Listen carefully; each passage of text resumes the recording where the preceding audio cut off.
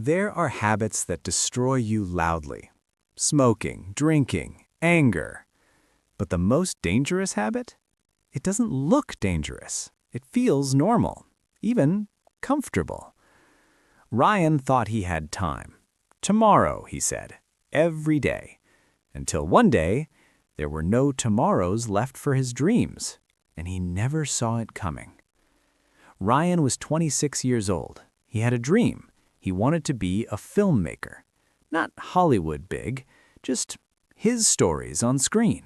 His YouTube channel, his short films, his voice. He had the camera, he had the laptop, he had the ideas written in notebooks. But he had something else too. Something small, something harmless. A habit. Every evening after work, Ryan would come home, tired, drained, stressed, and he would do the same thing. He would open his phone, just 10 minutes, he'd tell himself, just to relax. 10 minutes became 30, 30 became an hour. Before he knew it, it was midnight, and his camera? Untouched. His laptop? Closed.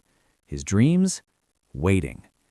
This happened once, then twice, then every single day. Weeks became months. Months became a year. Ryan told himself he was resting. He told himself he was recharging. But deep down, he knew. He was scrolling his dreams away.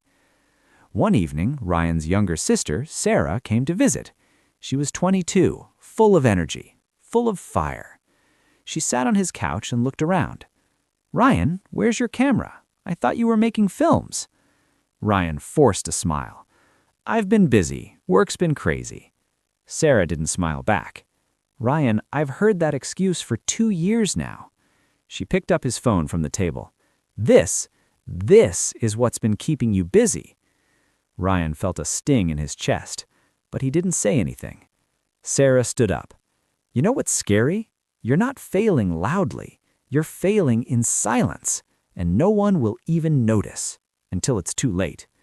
She left, and Ryan sat there, alone, with his phone in his hand. The next morning, Ryan took the train to work. He sat by the window, scrolling, as always. An older man sat beside him, late 50s, gray hair, calm face. The man didn't say anything at first, but after a few minutes, he spoke. "What are you looking for?" Ryan looked up, confused. "Excuse me?" The stranger smiled gently. "On your phone. What are you looking for?" Ryan hesitated. "I'm just passing time." The man nodded slowly. "Passing time. That's a dangerous phrase." "What do you mean?" The stranger looked out the window. "Time doesn't pass, son. You pass through time, and you're choosing to pass through it doing nothing." Ryan felt uncomfortable. "I work. I have responsibilities." The man turned to him. "I'm not talking about work. I'm talking about your dream, the one you're letting die in silence." Ryan's heart stopped. How did this stranger know? The stranger continued. "Let me ask you something. If you keep doing exactly what you're doing now, where will you be in 5 years?" Ryan opened his mouth, but no words came out, because he knew the answer. Nowhere. The stranger leaned back. "You think the habit is small. You think it's harmless. You think it's just relaxing. But here's the truth. Habits don't scream. They whisper. They don't destroy you in 1 day. They destroy you in 1,000 days. Every time you choose the scroll over the work, you're choosing comfort over courage. And comfort is a silent killer." Ryan stared at his phone. The stranger pointed at it. "That device isn't the problem. It's a tool, but you've turned it into a drug. You use it to numb, to escape, to avoid the fear of failing at your dream." Ryan's throat tightened. The stranger's words were cutting deep. "You're not lazy, Ryan. You're scared. Scared that if you try, you might not be good enough. So you don't try at all. And you convince yourself it's fine.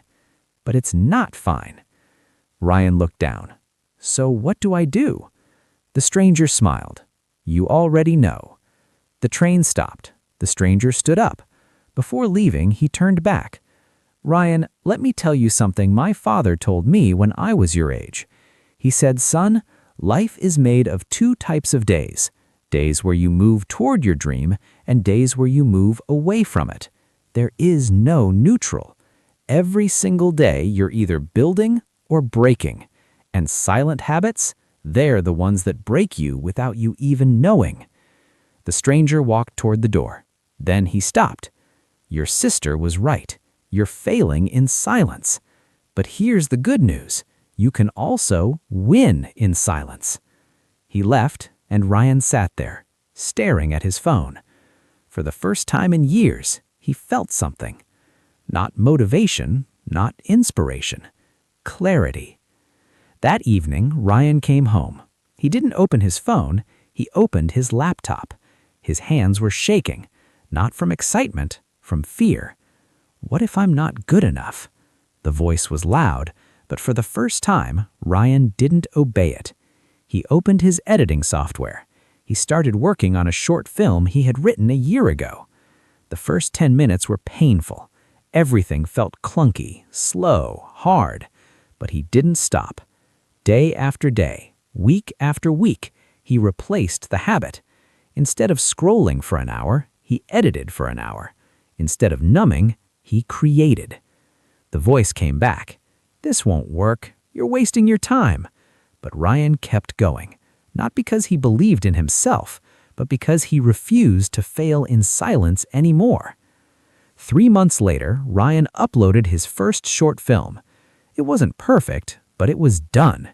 24 views in the first week, then 100, then 1,000. Comments started coming in. "This is beautiful. More, please. Where have you been?" Ryan smiled, not because of the numbers, but because he knew he had won. In silence. One evening, Sarah visited again. She saw the camera on the tripod, the laptop open with editing software, the notebooks filled with new ideas. She hugged him. "I'm proud of you." Ryan nodded. "I almost lost it all, Sarah, and I didn't even notice." She smiled. "But you didn't lose it. You fought back." Your habits are either building your future or destroying it. And the dangerous ones, they don't scream, they whisper. They feel harmless. They feel like rest. But every time you choose comfort over action, you're choosing to fail in silence. Ryan didn't need a big moment. He didn't need motivation. He just needed to replace one habit with another. So, ask yourself, what habit is killing your dream in silence? And what are you going to do about it? If this story made you think, hit the like button, share it with someone who needs to hear this, and subscribe for more stories that change the way you see yourself. And maybe next time you reach for your phone, you'll remember Ryan. If this story spoke to you, subscribe and grow stronger with every lesson. See you in the next one.